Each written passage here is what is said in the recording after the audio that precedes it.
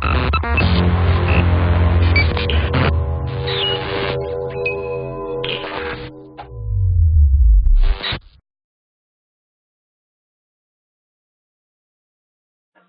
we get to some of the amazing predictions given to Billy through the years, why don't you tell the listeners about your new video news? I know the word free is in there, so go ahead and tell them about that. I think that's pretty exciting. Oh, yeah. We just, in the last week and a half, almost 2 weeks, we put our film, The Silent Revolution of Truth, up for free viewing.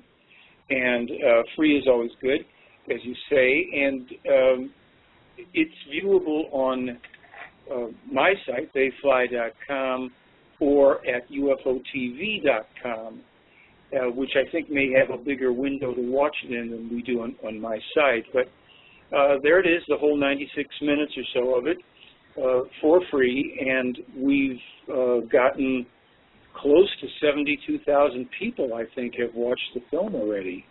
I saw that. That's quite a, yeah, a lot of folks. That's great, Michael. That was really nice of you to do that for everyone. I know if the listeners think you sound like you're long distance, you really are. You're in Brazil. So there might be a little delay there. So I just wanted to let them know that. But I know recently you visited one of the most beautiful places on earth, Switzerland, to see Billy. So how is Billy doing? Yes, well, actually, I visited 3 really beautiful places, but Switzerland would be, let's say, the most beautiful in terms of natural beauty. Billy seems to be doing quite well. He's a very resilient guy at 74 years of age. He's got plenty of different health challenges going on, and yet he always seems to bounce back very nicely, and I'm glad to be able to say that. And we spent, almost a couple hours talking off and on while I was there, so I was very grateful for that. It was a lot of fun. So did he share any new predictions with you, or? Well, it's not that there's new predictions, and I kind of want to make this as clear to people as possible. He has, of course, written and published his own prophecies and predictions since he was 14 years of age, that being back, in 1951. Yeah, it's okay. He also, of course, has published the prophecies and predictions of the prophets Enoch, Elijah, and Isaiah. And over the years and over the decades, one after another, unfortunately, of the prophecies and predictions have been coming true. When I was with him this last time, one thing I wanted to specifically address, which I did, was the movement of troops by Russia and subsequently by Canada in the areas, not far from the Arctic. For the Russians, they announced in July that they were moving troops into the area, a city called Arkhangelsk. I don't know if you've heard of that city. Have you heard of that? No, I haven't. Well, I haven't either, and I think probably a lot of your listeners haven't. And the first time I did hear about it was in about 2002, when I got the Enoch prophecies that were given to Meier in '87 and had been published in German, and I got a booklet of them in Switzerland and came back and had them translated and put up on the website. And there, as people can, see for themselves, Meier talks about the movement of troops into Arkhangelsk. And the reason he mentions that, or should attribute it to the prophet Enoch, he says, and this is supposedly a prophecy many thousands of years old before there really was officially a Russia, but it said in there that Russia would eventually launch attacks, invasions of Scandinavia, also of Iran and Turkey, and it would invade across Alaska into the United States and involved Canada. Now, when I read that in 2002, I didn't, it didn't make any sense to me. I didn't know anything about Arkhangelsk, and I certainly couldn't understand why Canada would be mentioned as being involved in some hypothetical war between, Russia and the U.S. So, when the Russians announced their troop movements, it was tied in as well with laying claims or going to stake claims to certain mineral rights. Then, a month or so later, whatever it was exactly, when Canada announces its troop movements in or near the Arctic, it's to make some declarations of their own about claims for certain territories and resources. Okay, so one of the things I discussed with Billy was, and I asked him, I said, look, in the past few months there's been this Russian troop movement to Arkhangelsk, then there's been these Canadian troop movements, and this sounds to me like the very first steps of what's foretold in the Hanok prophecies pertaining to Russia, Canada, and the U.S. And he said, yes, it's exactly what's happening, and there will be some other countries that will involve themselves, for laying claims around the Arctic or even, the Antarctic for, mineral rights and all of this stuff. So, it's like this has been posted on my website since 2002. We're going on 10 years.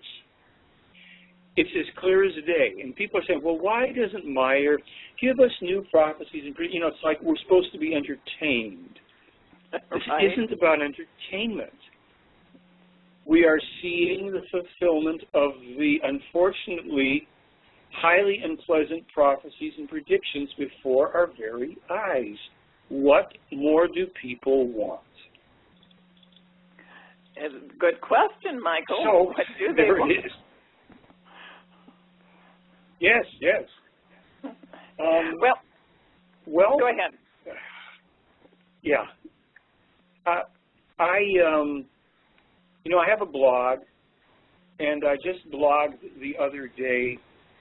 I put up a blog pertaining to what just happened in Washington regarding the turning down of the petition effectively. I mean, it was the government said pertaining to this petition that people were, convinced that they must sign. And I've said for well over a year, maybe two, to stop wasting your time with this nonsense, this utter nonsense from the Disclosure Project and exopolitics and all of that, because as I pointed out in my blog, what really happened here was so obvious from the beginning, and people didn't think it through. Certainly the people that want to run everybody around in circles with petitions and that kind of stuff didn't foresee it. And that is that here they are banging on the door of the government and petitioning to tell us the truth about UFOs, and so the government says, oh, we don't know anything about it. We have no evidence. End of story. Slam dunk. Pardon me, these idiots set themselves up for this and wasted everybody's time. And worse than that, they got the focus going on utter nonsense, consistent with the alien abductions and this and that, and extraterrestrials marching around the world and contacts and all this totally unsubstantiated stuff that the exopolitics group is masterful at in terms of wasting people's time. And they deliberately have for years refused to even put before their own groups the Meier case, because they knew that had they done that, they would have been instantly out of business, and all of this fraudulent, time-wasting stuff would have been completely just flushed. So now they're flushed, and I'm sure that they're going to try some other, great time-wasting charade. And if people are gullible enough to want to follow that, well, go ahead. But here it is, the Meier prophecies and predictions coming true before our very eyes. I'm going to suggest that people, if nothing else, go watch the film for free, start to read the prophecies and predictions, and start getting a clue as to what you're going to do with your life here. Because you're not going to get anything out of the government about all this imaginary UFO extraterrestrials walking around. The truth is easily available. It's not necessarily pleasant, but you either deal with it or you live in fantasy. Okay. Well, I think that says it all. We've been told about disclosure for ages, and I think you're referring to Stephen Bassett, right? Absolutely. Right, and still nothing. Every president comes along, new president, and we keep hearing disclosure, and, they're not going to say anything, even if they do have information about aliens. They're not. Well, exactly. No matter how Stephen wants to dog it, no matter how much Bassett is hounding people here, there's nothing you can do. And my point in my blog was, how can you be so foolish as to try to demand proof of something from the government that you have no evidence for yourself? I mean, why don't you have a petition? You might as well say, we demand that you tell us that, the Norwegians are living on Saturn. What proof did they present? None. Now, people will say, wait a minute, all these Air Force people and pilots, yeah, people have seen UFOs for the longest time, but that doesn't mean that everything they're seeing, even most of it, is extraterrestrial, and it doesn't mean that there's any proof of an extraterrestrial relationship. And they have, this has been such a charade, a cynical, selfish, self-serving, ego-centered farce on the part of Stephen Bassett. As long as he could get bandwidth, because people are gullible, so they'll follow along on this as if there was really something there. There's never been anything there. Yeah, UFOs exist, and if you're going to prove that they're extraterrestrial in nature, you better have abundant evidence. And the only evidence existing for it is the Meier case. How many times do we have to beat people over the head to tell them, is it just that it's a little too hard for people to sit down and actually think and, read their way through volumes of specific information and documentation, and that they simply prefer fantasies? It's very possible. But that game is up. Well, let me ask you this, Michael, and I don't want you to hold anything back, but, there's been some documentaries on ancient astronauts. I think you know which, I think it's on the History Channel. I've been watching that, and there are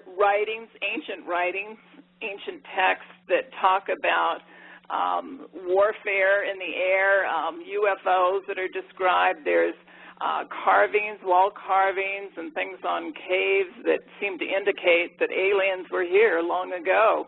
So how do you feel about that? Well, sure.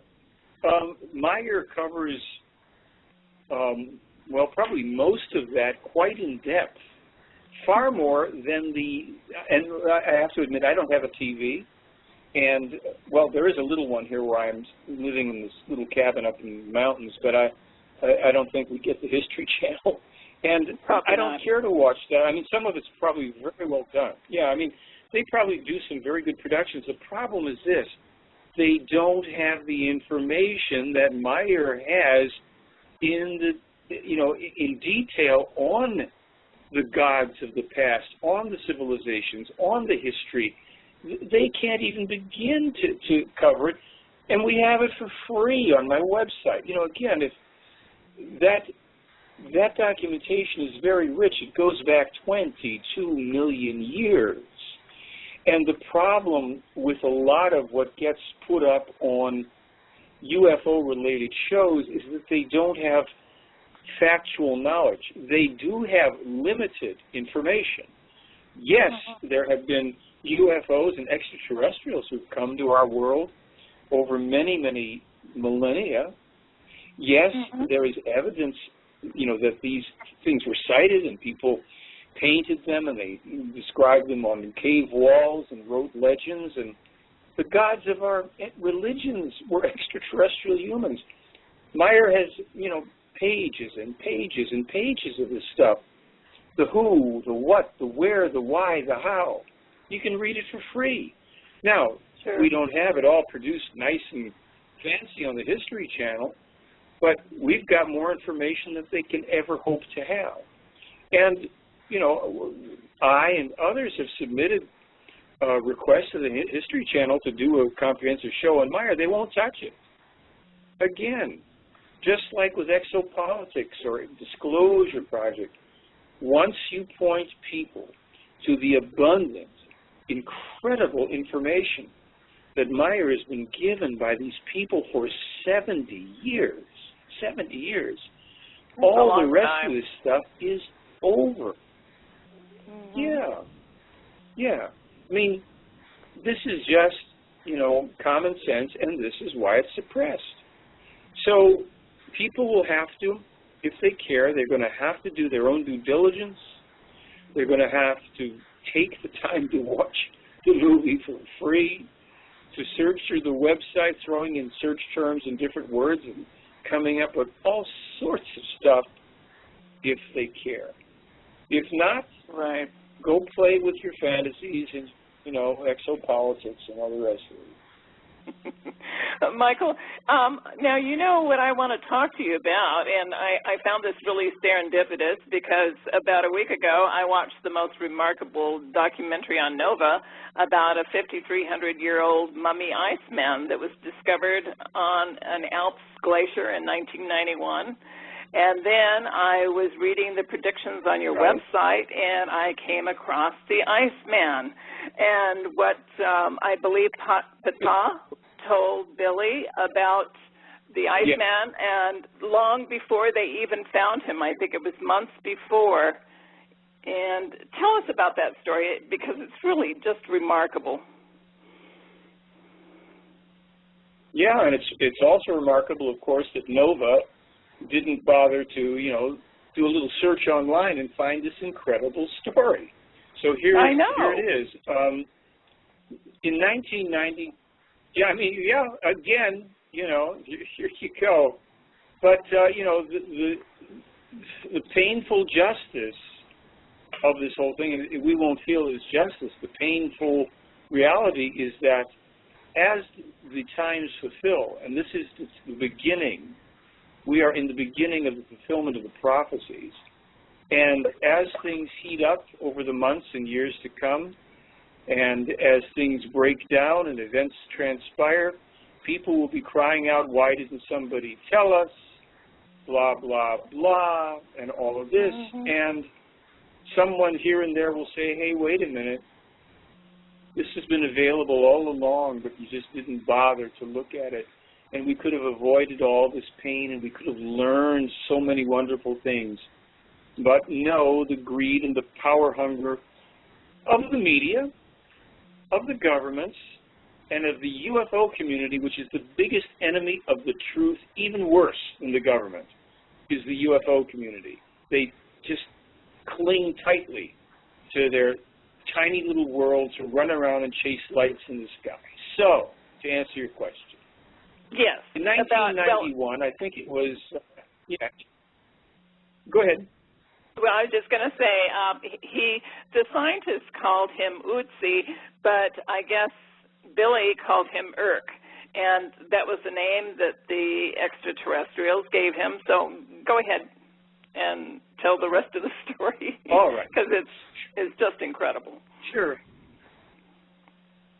Well, in 1991, in May of 1991, as you mentioned, Meier was told that there would be a discovery in the Austrian Alps, and I think it's called the Simmelon Glacier, that they were going to find the mummified remains of this corpse. And in 1991, they said that he had died precisely 5,105 years prior, to then. So, so now it would be 5125 or so. And this was very interesting, and I'll jump around a little just so people can, get a little payoff. He was told that this would happen, and they thought it was going to be around September 20th, whatever. It was found, in August or September. And, of course, the skeptics could say, well, Billy Meier just went back and he backdated his information to make it look like he was some genius, psychic, or that he had contacts with these extraterrestrials and they don't exist, blah, blah. Okay. But a funny thing happened. Meier, of course, publishes his transcript in 91, and then he publishes it again in what's called a contact block. It's contained in a whole block of many, many, many contacts that are put together, and that was published in 1996, 5 years later. Well, the skeptics, of course, could say, look, that's the only time it was really published. This is nonsense. Okay, here's where the other shoe drops very loudly through many, many, many floors. In 2001, scientists decided to take the mummy into a hospital in Italy because they now recognized, having the CT scan capability, they could probably determine what killed this guy 5,100 and some years ago. Right. So they scanned him. And they found a couple interesting things. One, his skull was cracked in the back. Right. A concussion was very obvious. And two, there was an arrowhead in his back.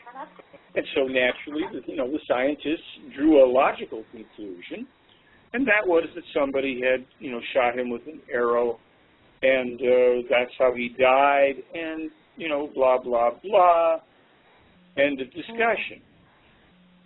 However, it gets a little interesting when you go back to the transcript that Meier had published first in 1991, and then in this copyrighted collection in 1996.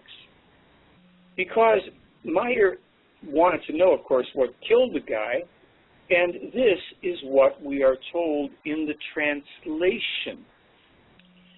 His death happened at that time in such a way that he fell. Apparently fell down a distance, not from just standing somewhere. Caused by an epileptic fit. Oh. And was severely, and then was severely injured by one of his own arrows when he fell on his back. Now, folks, bear with me. 5,100 years ago, living up in the freezing butt Austrian Alps, you could die from frostbite and exposure, that's hypothermia. You could fall. You could die from being crushed by falling objects. You could drown. You could die of food poisoning or starvation. You could be killed by a wild animal or, of course, another person.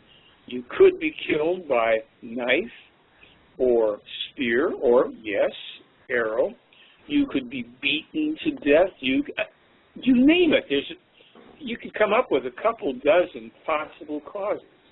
But in 1991, Meier is told that the man falls on his back from an epileptic seizure and lands on one of his arrows.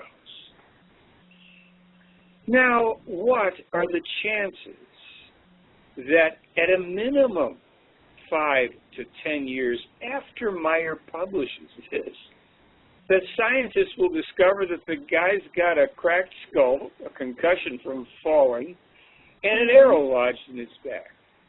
Right. Okay, take it one more step. I mean, this is amazing stuff. So people, I thought, well, I don't know, maybe someone shot him with an arrow. And I was talking to somebody, and the guy said to me, no way. He said, that information from Meier's right. Nobody shot the guy with an arrow.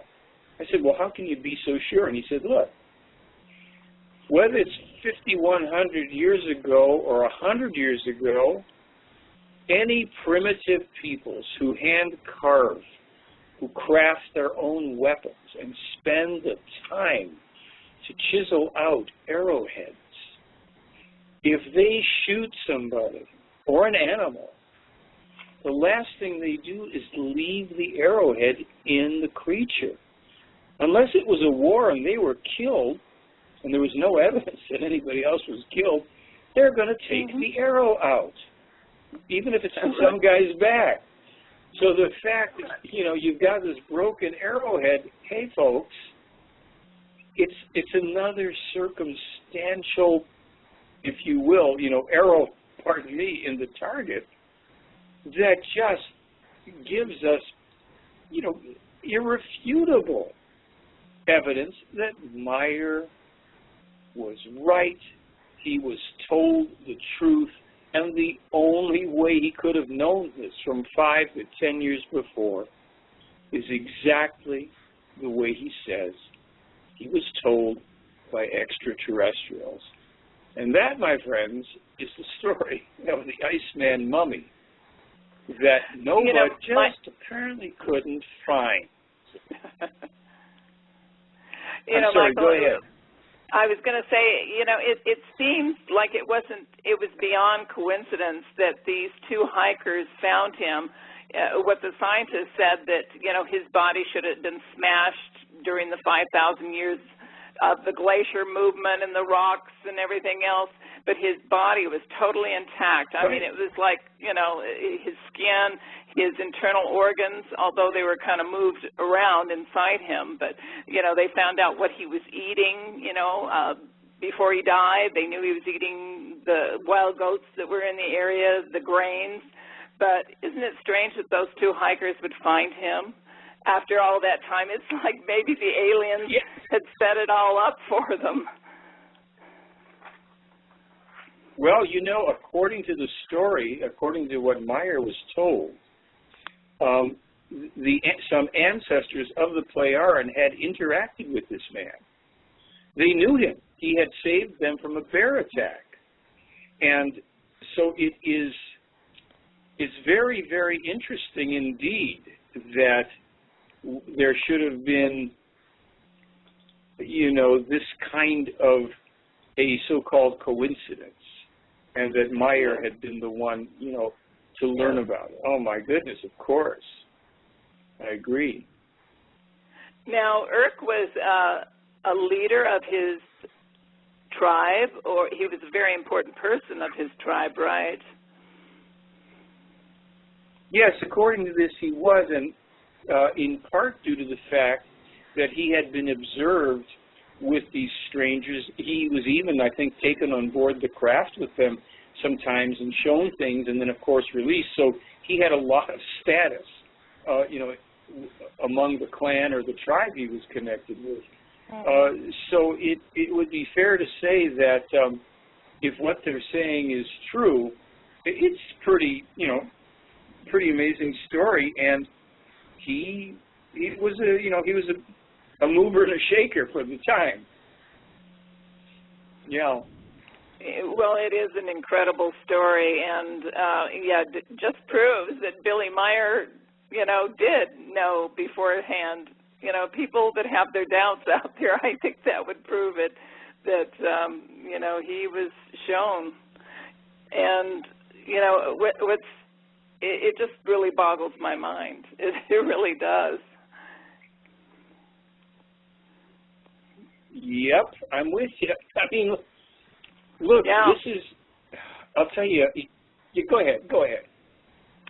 Well, no, I was just going to say everything that I watched on there, just seems to go, they kept saying that they were sure that he was murdered because the flint that they found lodged in his left shoulder severed a major blood vessel, and they felt that whoever was following him up the mountain, had pulled out the shaft, because they didn't find the shaft with all the other stuff that was with Irk in the ice, so they assumed right away that he was murdered, but because who knows why, but and they left the copper axe behind, which would have been really important for them to take, and that was a major tool, and I'm sure that that would have been very important to take or steal if you're going to kill your enemy, wouldn't you think, Michael? You're absolutely right. You're absolutely right. Mm-hmm. That is so important, and people, I'm surprised they didn't, that they did not think about this, that they didn't realize that nobody would leave him, leave the axe either, Right. Oh, boy. And I think in one of the, in one of the linked articles online, I think they mentioned a broken arrow next to his body. And I'll, have to go back and look because I'm trying to remember which article I thought I saw that in, But this, look, Betsy, I think that if it was maybe 1970 now, and we hadn't had all of this disinformation and nonsense about aliens and just the relentless churning out of fantasies and entertainment, if the Meier case with all this information had been made public, had happened and had been able to get into the media, the world would have gone wild with this, seeking out this knowledge. Sure. But it's a greedy world we're in. It's a sad thing. People want fantasy. There'll be no shortage of people that'll still be talking about aliens, as if they even had any idea what they were talking about, and they don't. It's just that simple. No, they don't. Michael, lately there's been a lot of strange things that have been seen up in the sky and a lot of spirals, like the one in, in Norway. And I was wondering, do you think that could be holographic inserts? Well, there could be any number of things, but I think what we have to do is really not even concern ourselves very much with that kind of phenomenon, unless we get something that you can take to the bank that means something. What's the point? Really? This is where people, again, get run around by phenomenon that yields nothing. Could something be extra? Okay, could be. So what? That's my position. Well, I'm thinking more like our military is doing it for whatever reason. I don't know, but I wasn't thinking in the lines of alien, with some of these things that we're seeing up in the sky, because I think that they've developed some amazing holographic type technology. And I think we're being hoodwinked. Well, you could be right. Yeah. You could be right. I'm not. I wouldn't say it's not possible because, again, even if it is our own military, and certainly that should be found out if that's the case. We have to not lose our perspective, and we've got to think, try and think a little more deeply. What are we going to gain from all this? What do we do? This is, this is part of what bothers me, because There is no there. You're not going to get the government or whoever to admit that they have the technology that they do. You're not going to get the governments of maybe 4 other countries to admit that they have alternative technology and stuff. And part of the reason for that is that a lot of this stuff, it isn't with the official government. It all is part of secret, governments, top, black projects and secret military. And we're not the only country that has that type of thing. So it isn't going to benefit the average human being to run around salivating about the UFOs and holograms and all this if they don't get a very strong understanding of the essence of this whole thing, of why has the Meier case happened. And yes, I always go back to it because it's the only thing that has substance to it. Now, if somebody wants to come along and tell me Roswell, there's nothing left in Roswell. What are you going to do with Roswell? Nothing. Zero. No. Did it happen? Yeah. I heard about it in 1957 or 58 when I was a kid in high school. I had been told by a kid whose dad was in the Air Force, they found a flying saucer and they've taken it to Ohio and blah, blah, blah. So what? You cannot yet, a rivet, a piece of anything left from Roswell. So Roswell is the government's favorite UFO case because they know that dopey people are going to keep on chasing their own tails round in circles, chasing Roswell. Have a nice day. Nothing coming from that. So if I always come off as a bit cynical and frustrated, it's because I don't understand why people refuse to think. That's all. Oh, Michael, don't hold anything back now. I don't want you to do that. Yeah. Well, at some point I'll tell you what I really think. Yeah. Well, I wish you would. Let's switch gears for a minute. Let's talk about the environment because I think we're almost at the 12th hour here with the planet and what we're doing to the planet. We're just seeing the destruction of forests, rainforests, and we're seeing the oceans being destroyed. The coral reefs are dying everywhere. We've got animals going extinct by the thousands. We're just in a bad place. And I'm just wondering what Billy was told or what you believe we're headed for. Can we change things? Well, yeah, it'd be nice to say yes, wouldn't it? I'll just tell you that, look, Meier started warning about this in 1951. 1951. Wow. Unnatural, climate change, and then global warming and cooling. He got them both because he says they are going to both be manifesting with these as erratic, changes with an increase in the frequency and intensity of storms, floods, hurricanes, earthquakes, you name it. And this is what we're seeing. And you're right, and we haven't seen the last of the BP oil spill.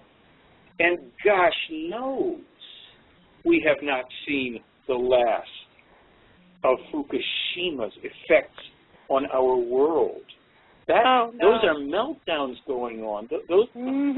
And Meier was told in the week when it happened, he said he was told this is a beyond super worst case scenario already. They're just not going to tell you. So, it's like I don't know what to say anymore about it. I mean, certainly we should do what we can and work towards things. But look, people have said, well, what's the solution? Shouldn't we all have solar power? And you know what? The play Aaron and Meier said no. Solar power is good in isolated circumstances, maybe private homes and small things. There is an answer to the energy situation. It isn't waiting for so-called free energy. It's very simple. Deep geothermal, digging deeply into the earth, putting in turbine, forwarding plants. There's a way, and now, fortunately, I think in Switzerland and maybe Austria, they are starting to do this. They're working on creating this because it's an inexhaustible source of free energy, of heat.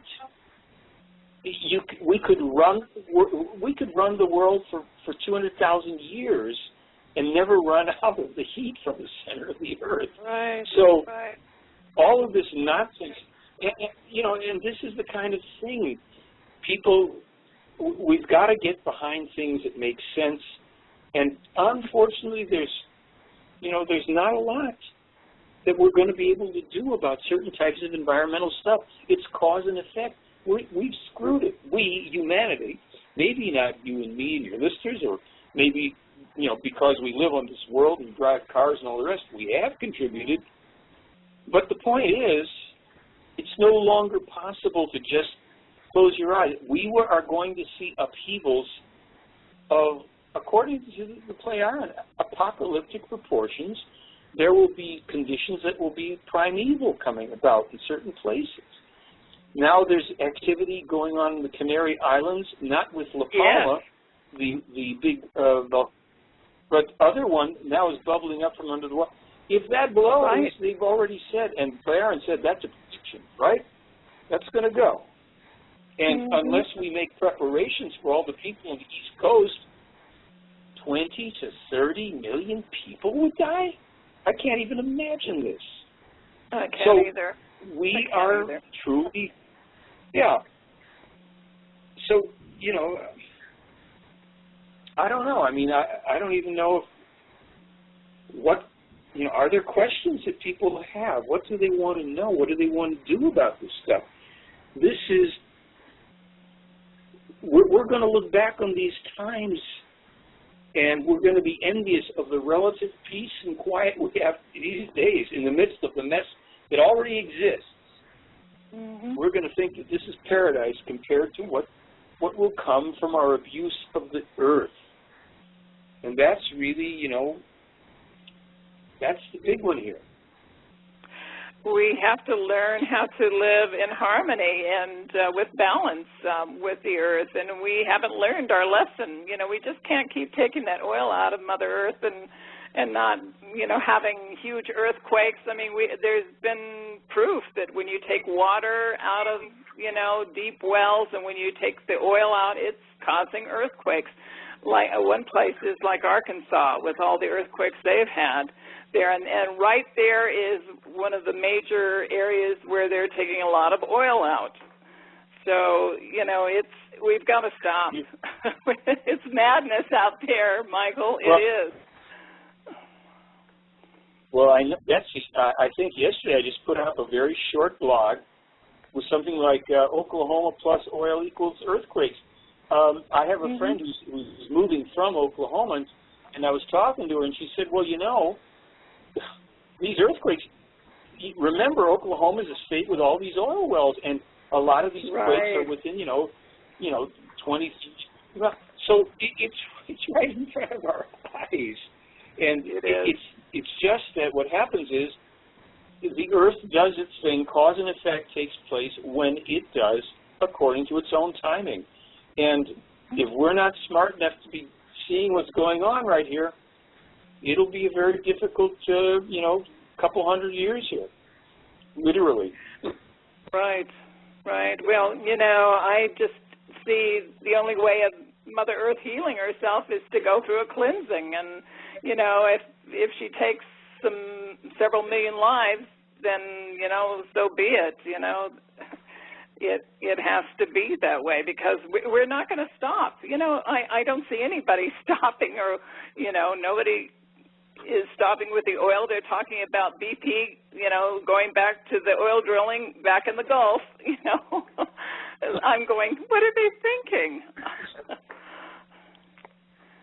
Well, they're not thinking. All that it is, not. Money, and we need this stuff, and that's the kind of mentality we're dealing with here. And it's pretty scary, to see that kind of thing. So, look, we know, thinking human beings everywhere know that this is insanity, but whether or not, I wish I had something new to say about it. It's just like, I know. It's the calm before the storm. It's the calm before the storm. That's all, Michael, do you think that if we all had a common goal and put our thoughts together, because thoughts are energy, that we could change everything? But it would take everybody coming together, and I don't see that. It's like everybody is for themselves, and we've got these corporations with all their greed and everything. They don't seem to care about the environment. So it just doesn't look like it's going to happen, unfortunately. Well, to be realistic, it's not going to happen. That we don't want to pronounce those words, but that's the truth of the matter. It is not going to happen. It will happen later, but it will only happen when there's been so much cost on the individual and collective level that human beings will know that they have no choice, but to come together and to try to be rational and reasonable and live in peace with each other so that they can thrive.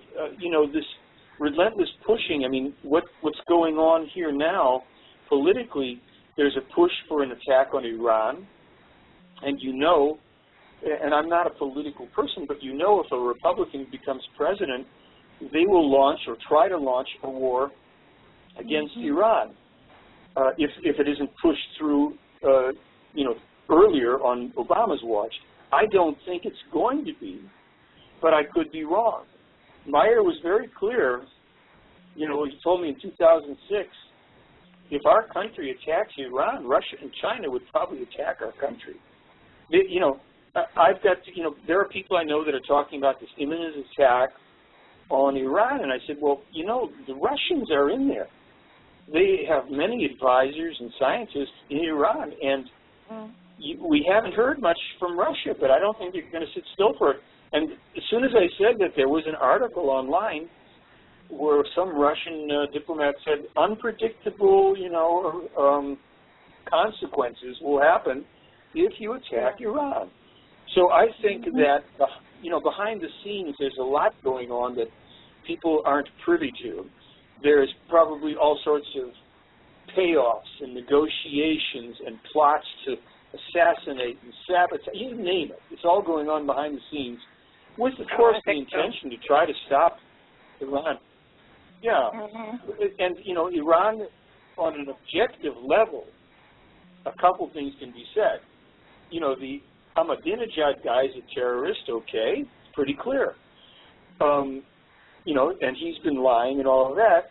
And on another objective level, why is it that Iran couldn't or shouldn't have the same evil, horrible, life-ending weapons that Israel has, that Russia has, that the U.S. has?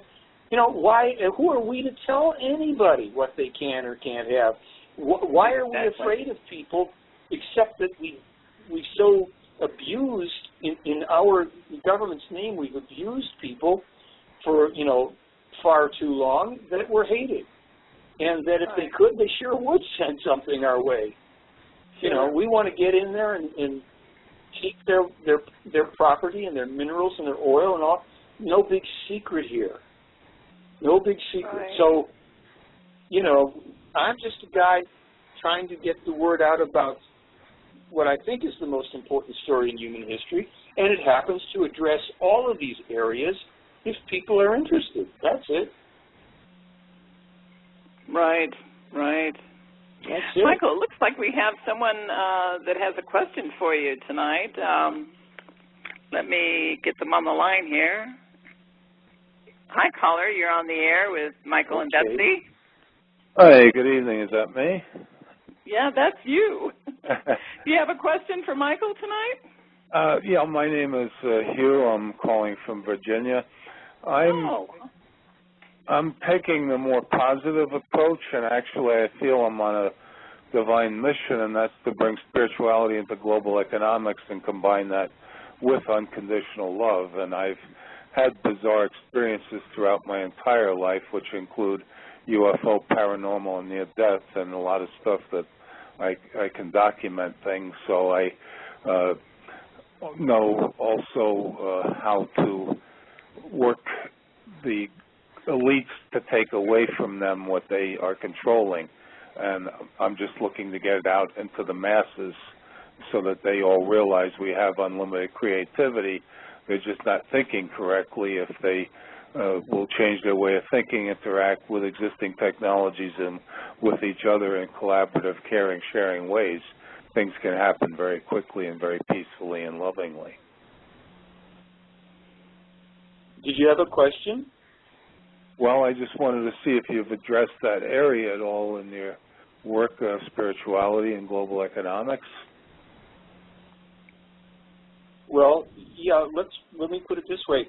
The core of the information in the Meier case is a spiritual teaching. It's far more important than anything that has to do with UFOs or extraterrestrials.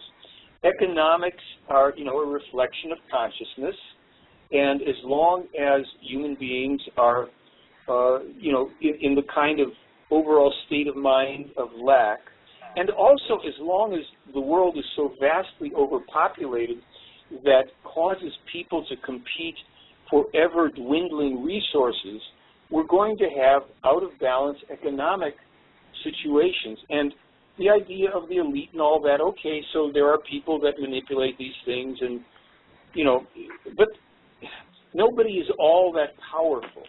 The power comes mainly because human beings are ignorant. We overbreed, we strip the resources away, we pollute the world, and we overvalue material, wealth at the same time. It's not a simple thing of, well, if we just throw the bankers out, everything will be fine. All of the things we're seeing are very profound. They're, long in coming, and sure, a just economic system, spiritual truth, all of those things should be worked for, as you yourself, are expressing your own purpose. In my opinion, that's nothing wrong with it. It's great. It's like, go for it. But we have to also understand that this is a very long range, a very long-term process, because it starts with each and every individual, not just pointing out that there are, elites or this, that, and the other thing. If we change our own thinking, those of us that don't think we have this power, we start to change our own thinking and be very, very careful about what we put out in our thoughts and our actions. We will change the world and take power back that way, more than protesting. The protests, for instance, and I'm just going a little over on you here on this, they will not amount to very much unless real leadership comes forward with very, very well thought out, concrete means of making real changes.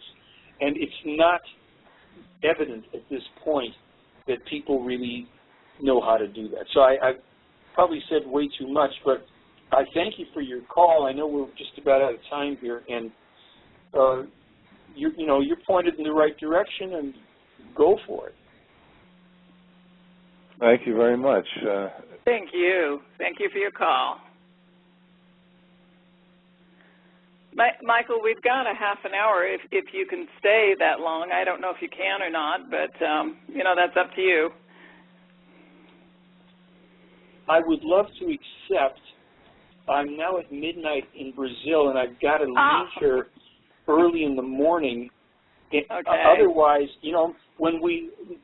next time when we visit, I should be able to do this from Los Angeles, in which case I'll be way ahead of the curve time-wise, and we can do as long a show as you want. All right, Michael. Yeah, that's the deal. Well, I've got a lot more to talk to you about, and we can do it another time when you get back to L.A. I know it's a little difficult, and I didn't realize it was so late. I knew it would be late there, but I didn't know it was so late. So I want to thank you again for being on the show. It's been fascinating, and you're just a great guest. And, yeah, let's get you back again. We'll be in contact. Well, good. I'd be delighted. Yeah, thank you. I think what happened, too, is our clocks went ahead and yours went back, perhaps. I don't know where you are, but most of the clocks in the States, right? So it got 2 hours ahead in effect, you know, more here.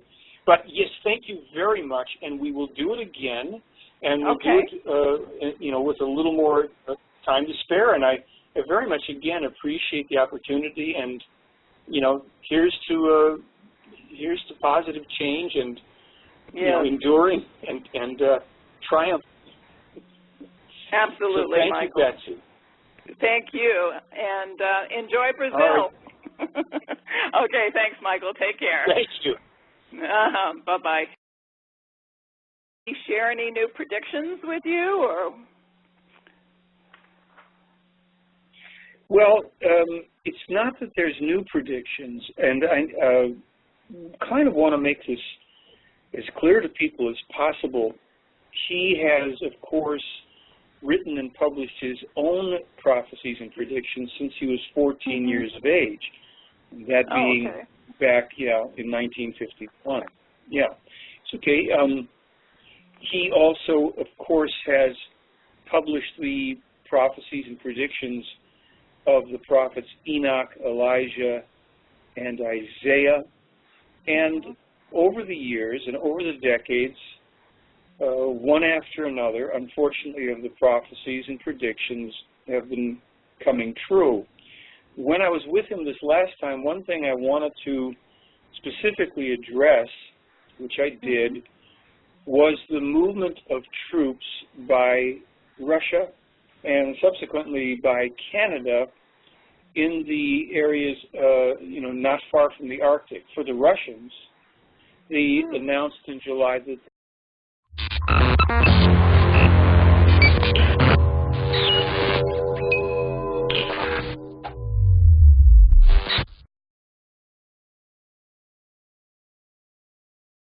Before we get to some of the amazing predictions given to Billy through the years, why don't you tell the listeners about your new video news? I know the word free is in there, so go ahead and tell them about that.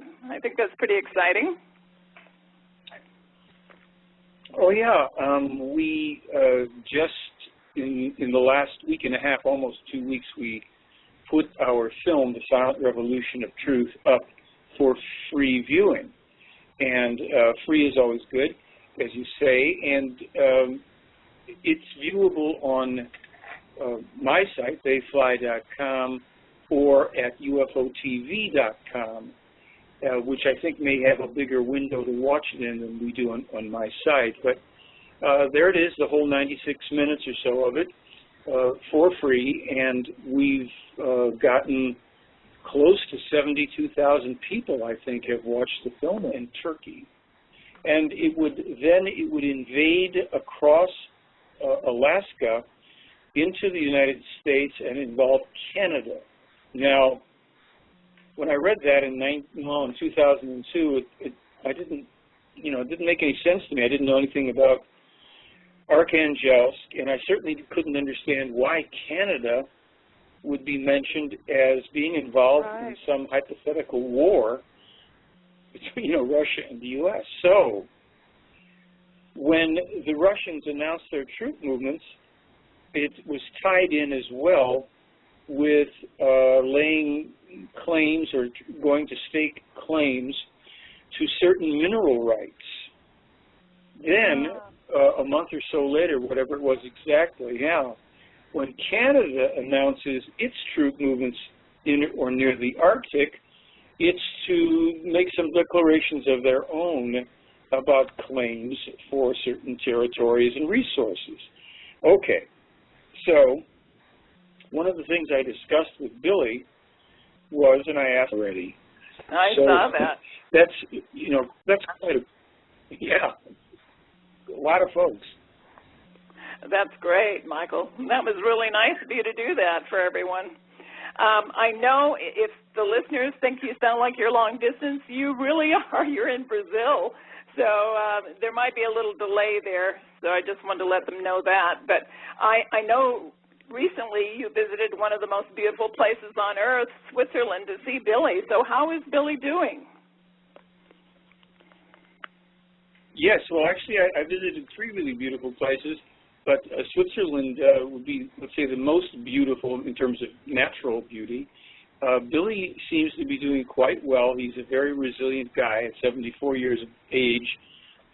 He's got plenty of different health challenges going on, and yet he always seems to bounce back very nicely, and I'm glad to be able to say that. And we spent, almost a couple hours talking off and on while I was there, so I was very grateful for that. It was a lot of fun. So They were moving troops into the area, a city called Arkhangelsk. I don't know if you've heard of that city. Have you heard of that? No, I haven't. Well, I haven't either, and I think probably a lot of your listeners haven't. And the first time I did hear about it was in about 2002 when I got the Enoch prophecies that were given to Meier in '87 and had been published in German, and I got a booklet of them in Switzerland and came back and had them translated and put up on the website. And there, as people can, see for themselves, Meier talks about the movement of troops into Arkhangelsk. And the reason he mentions that, or should attribute it to the prophet Enoch, he says, and this is supposedly a prophecy many thousands of years old before there really was officially a Russia, but it said in there that Russia would eventually launch attacks, invasions of Scandinavia. Also, if Iran